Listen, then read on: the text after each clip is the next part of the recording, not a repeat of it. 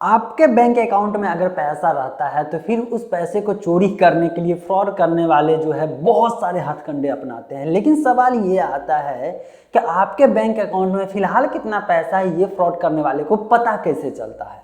अगर ये चीज़ जानना है, समझना है तो ये वीडियो को कंटिन्यू लास्ट तक देखते रहिएगा। हेलो दोस्तों, मेरा नाम है अजय और आप देख रहे हैं अजय इन्फॉर्मर। मैं आज के इस वीडियो में एकदम रियल इंसिडेंट बताने वाला हूं जो कि मेरे साथ भी हुआ और मेरा एक दोस्त है उसके साथ भी ये घटना हुआ। इसी से आपको समझ में आ जाएगा कि आखिर डेटा लीक कहां से होता है और इसमें जो मैंने पिछले वीडियो में बताया था कि बैंक स्टाफ का मिलीभगत कहां पे होता है और कैसे, ये भी आपको समझ में आ जाएगा। एक्चुअली क्या है कि मैं एक पैटर्न को फॉलो करने की कोशिश किया। जिस समय मुझे कोई काम ऐसा रहता था जहां पे या तो स्टेटमेंट लेने की जरूरत पड़ती थी या मुझे पासबुक प्रिंट करने की जरूरत पड़ती थी, कोई ऐसा मान लीजिए कि कोई पेमेंट में प्रॉब्लम आ गई तो इसके बाद वहां पे लेने के लिए चला गया कि चलिए मुझे प्रिंट आउट दे दीजिए, वहां पे मैं दिखा सकूँ नहीं, इसके बाद मेरा काम आगे हो सके।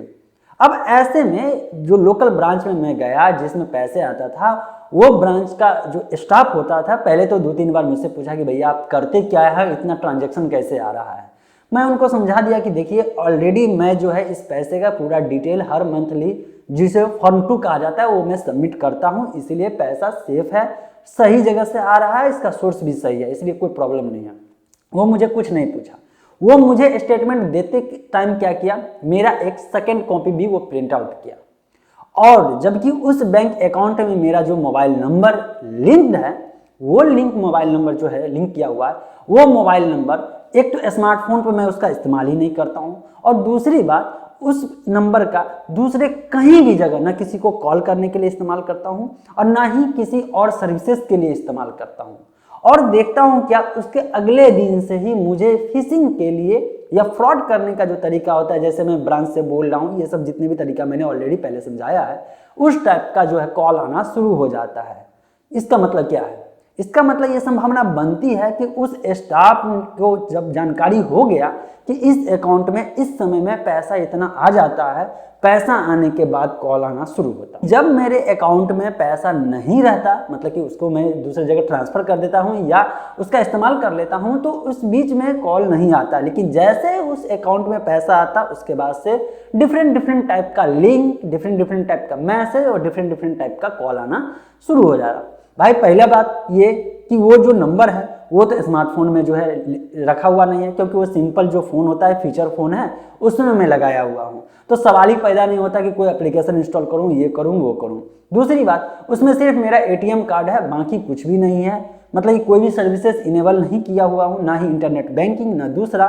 फिर भी बार बार फ्रॉड मैसेज आने का सवाल ही नहीं बनता है, जो कि ऑथेंटिक मैसेज हो सकता है, ये तो पॉसिबल ही नहीं है। इससे मुझे समझ में आ गया।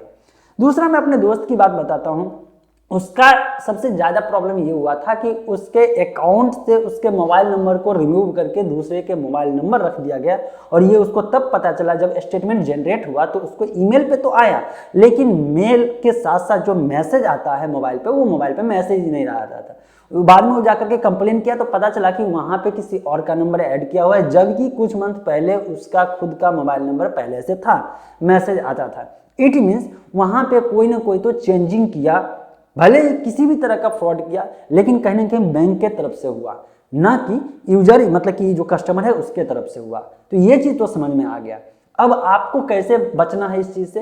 याद रखिए कि एक ब्रांच में जो स्टाफ करने वाला, जो स्टाफ रहता है, काम करने वाला होता है, वो भी सैलरी पे ही रहता है। ये जो मैं बता रहा हूँ मेरा खुद का अपना ओपिनियन है और ये चीज़ रियली में कहीं काम करता है और कहीं काम नहीं करता है। पहले मैं ये क्लियर कर देता हूँ।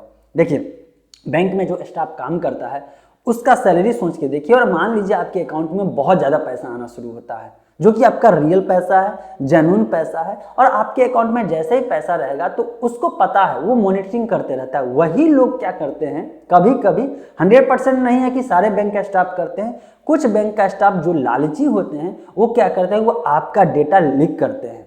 क्या? अकाउंट नंबर प्लस में उससे रिलेटेड जो इंफॉर्मेशन है उस चीज़ को लीक किया जाता है और फिर आपको डिफरेंट टाइप से, मान लीजिए एक एग्जांपल लिया जाए कि आपके अकाउंट में जो है 10 लाख रुपया है या 20 लाख रुपया है, अगर उसको ये समझ में आ जाए कि आपको ठगा जा सकता है फिशिंग के तौर पे, मतलब कि बैंक के स्टाफ को लगेगा कि यार इसका इन्फॉर्मेशन अगर लीक किया जाए, इसको कॉल किया जाए तो ट्रैप में फंसाया जा सकता है, तो फिर वो इन्फॉर्मेशन को लीक करता है अपने सर्किल में, जिससे भी उसका कॉन्टैक्ट रहे, मतलब कुछ पैसा कोई दे देता है और इसका वो इन्फॉर्मेशन लीक कर देते हैं, फिर वो आपको टारगेट करेंगे। आपको क्या क्या कर सकते हैं पहले समझिए।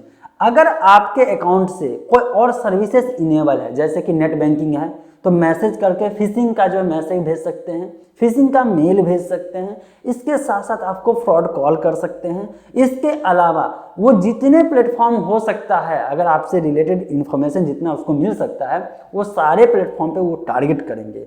आपकी एक गलती, आपके अकाउंट से पैसा जो है साफ हो जाएगा और इसके बाद उस पैसे को रिकवर करने में आपका पसीना छूट जाएगा। दूसरा, अनवांटेड एप्लीकेशन, ये बहुत खतरनाक है। ये मैं आपको बराबर बताता हूं कि मेन चीज आज के डेट में हो गया है, पैसे ट्रांसफर से पहले परमिशन या अप्रूवल के लिए ओटीपी आता है।